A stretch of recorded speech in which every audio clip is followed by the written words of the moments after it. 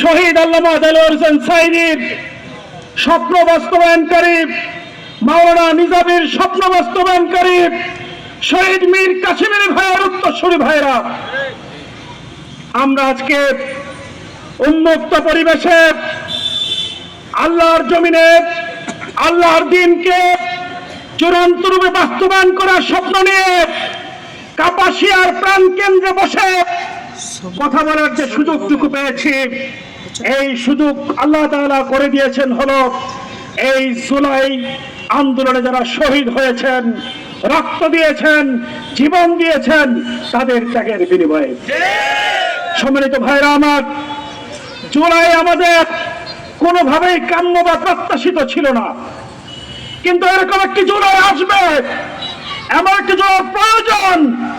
এমন একটি জুলাই ছাড়াই বাংলাদেশের মুক্তি সম্ভব নয়, এটা ঘরে ঘরে পৌঁছে গিয়েছিল। আমরা যখন আমাদের নিজেদের মধ্যে বাসে, দোকানে, পাতে, রাস্তাঘাটে কথা বলতাম যে প্রধানমন্ত্রী তো ঘোষণা করেছেন 41 সালের আগে তিনি যাবেন না, কোথাও কোথাও পাওয়া গেছে 3000 সালের আগে আর যাবেন না, তখন মনে হতো আল্লাহর সাহায্য ছাড়া আর কোন উপায়ে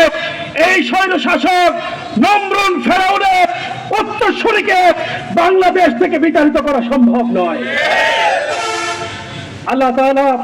আমাদের আকুতিগুলোকে শুনেছেন, আমাদের বেদনাগুলোকে তিনি অনুভব করে এই বেদনার বিপরীতে সংগ্রামের জন্য আমাকে আল্লাহ কবুল করেননি, আল্লাহ কবুল করেছেন শহীদ আবু সাঈদ ভাইকে, আল্লাহ কবুল করে নিয়েছেন শহীদ মুগ্ধ ভাইকে, আল্লাহ কবুল করে নিয়েছেন